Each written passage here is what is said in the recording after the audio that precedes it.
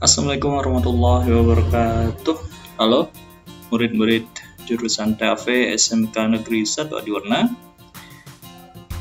Semoga kalian sehat walafiat selalu ya.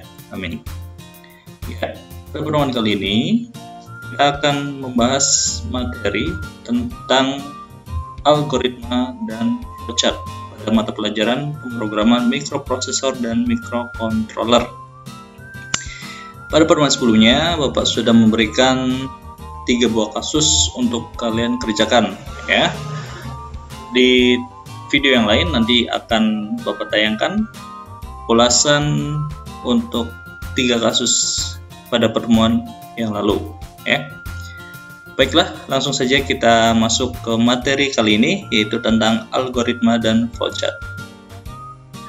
Tujuan pembelajaran kali ini adalah yang pertama, memahami pengertian algoritma dan flowchart sesuai standar dengan benar. Yang kedua, menemukan prosedur pemecahan masalah yang dituangkan dalam algoritma dan flowchart sesuai standar dengan benar. Ya, bersiap untuk belajar. Ya. Sebelum mulai pembelajaran, mari kita berdoa dulu ya. Dan tolong fokus. Agar lebih memahami, silakan kalian siapkan alat tulisnya, ya, buku dan alat tulisnya untuk mencatat hal-hal yang perlu dicatat, ya. Oke, materi ini akan kita mulai sekarang. Ya, kita masuk ke materi algoritma, ya. Di sini akan dijelaskan dulu, ya, apa itu pengertian algoritma dan sejarah singkat dari algoritma. Oke, kita mulai dari pengertian algoritma. Apa itu algoritma? Ya. Algoritma adalah urutan langkah-langkah logis tertentu untuk memecahkan suatu permasalahan atau kasus. Ya. Di video yang lain sudah Bapak jelaskan kasusnya dan sudah Bapak jelaskan juga bagaimana cara memecahkan kasus-kasus tersebut. Ya. Jadi algoritma adalah urutan langkah-langkah logis tertentu untuk memecahkan suatu permasalahan. Jadi ada langkah 1, 2, 3 dan seterusnya sampai dengan langkah terakhir. Itu yang disebut sebagai algoritma. Tujuannya apa? Tujuannya adalah untuk menyelesaikan masalah yang ada, ya. Itu disebut sebagai algoritma. Nah, di sini menurut ahli matematika, kata algoritma berasal dari kata algorithm. Kata algorithm berasal dari nama penulis buku Arab yang terkenal, ya, yaitu siapa? Abu Ja'far Muhammad Ibnu Musa Al-Khwarizmi. Ya, Al-Khwarizmi dibaca orang Barat atau orang asing itu menjadi algorithm. Jadi nggak bisa karena lidahnya lidah Barat, ya, bukan lidah Arab, makanya Al-Khwarizmi jadi algorithm. Nah, dari sinilah kata algoritma menjadi algoritma, ya. Muncul karena kata algoritma sering dikelirukan dengan aritmetik, ya. Jadi biar tidak keliru ngomong algoritma dengan aritmetik, ya. Akhirnya akhiran SM menjadi THM atau THM, ya. Jelas ya.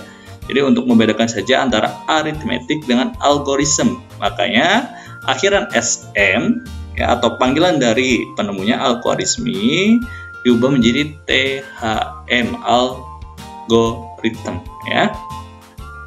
Nah, ini adalah gambar sang penemunya, ya, Bapak Al-Khwarizmi, ya. Yang jelas kalau dari namanya berarti dia adalah Muslim. Ya, next, lanjut. Ciri-ciri algoritma.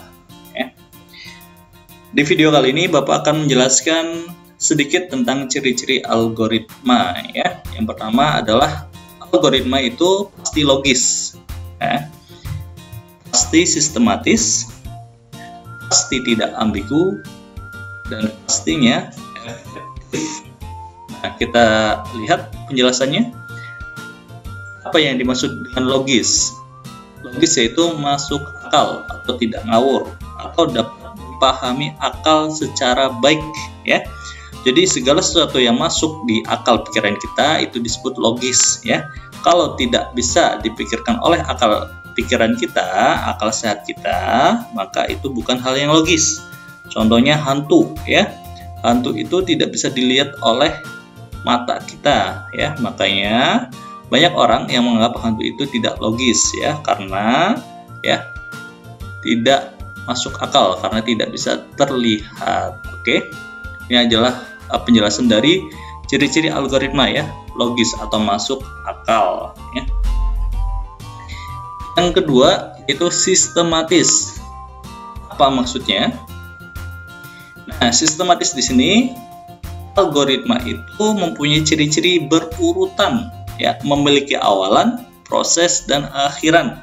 Jadi biasanya algoritma itu berurutan, ya, dari 1, 2, 3 dan seterusnya sampai dengan tahap terakhir, ya. Makanya di sini ada awalan, proses, dan akhiran. Ketiga, ciri-ciri algoritma adalah tidak ambigu. Maksudnya apa? Jelas, tidak memiliki makna bercabang, hanya satu makna saja, ya. Contohnya, oke, ketika kalian disuruh makan, ya. Nah, ketika kalian disuruh makan, objek yang kalian makan itu harus jelas, ya. Apakah makan nasi, apakah makan mie, atau makan roti. Jadi kalau misalkan hanya disuruh untuk makan, itu masih bersifat ambigu, ya, bersifat ambigu, tidak jelas, ya. Harus makan apa, disuruh makan apa. Nah, itu masih belum jelas. Tetapi kalau misalkan perintahnya adalah kalian diminta untuk makan nasi, nah, sudah jelas. Jadi yang dimakan adalah nasi. Jika ingin spesifik lagi, nasi apa? Ya, bisa nasi goreng, ya, bisa nasi uduk, bisa nasi kuning, dan lain sebagainya. Jadi yang dimaksud tidak ambigu adalah mempunyai kejelasan, ya, tidak memiliki makna yang bercabang, ya, hanya mempunyai satu makna saja. Itu adalah ciri-ciri algoritma yang ketiga. Yang keempat, efektif, ya. Jadi kalau efektif adalah tidak bertele-tele dan tetap memberikan solusinya. Jadi tidak ngalor ngidul, ngetan ngulon, ya. Jadi sesuai apa kasusnya dan apa yang harus menjadi solusinya, ya. Tidak berlibat ke sana kemari. Oke. Next. Bagian-bagian algoritma.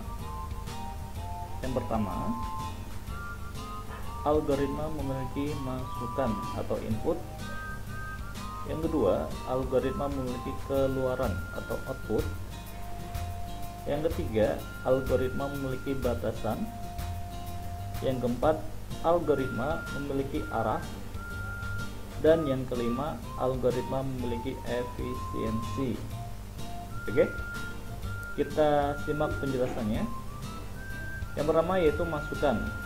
Apa yang dimaksud dengan masukan? Di sini masukan adalah memiliki awalan atau permulaan, ya. Contohnya yaitu panjang, lebar, sisi. Jadi yang diketahui apa itu adalah sebagai masukan. Yang kedua adalah keluaran.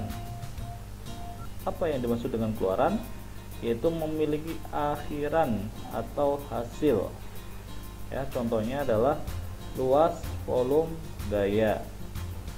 Yang ketiga, memiliki proses yang terbatas, ya. Jadi tidak panjang lebar, ya, tapi memiliki batasan. Misalkan dalam satu kasus bisa diselesaikan dalam 5 batas atau 5 langkah, dapat diselesaikan dengan 10 langkah. Nah, itu adalah yang disebut sebagai batasan. Yang keempat, arah. Memiliki urutan yang jelas dari awal sampai akhir, ya. Jadi yang pertama itu apa, diketahuinya apa, prosesnya bagaimana, dan tujuannya apa, ya. Jadi harus memiliki arah, ya. Contohnya kita berjalan dari rumah ke sekolah, ya. Sebagai awalan kita berjalan keluar rumah, ya, lalu mengikuti arah agar sampai ke sekolah. Nah, tujuan akhir adalah kita sampai ke sekolah. Itu adalah bagian algoritma yang keempat, memiliki arah. Yang kelima, efisiensi. memiliki penyelesaian yang singkat dan padat sesuai dengan pemecahan masalah. Ya, ini hampir sama dengan efektivitas atau efektif. Ya, efisiensi itu menyelesaikan masalah agar lebih singkat dan padat, ya. Next, ya. Pada materi berikutnya akan dijelaskan tentang flowchart. Oke.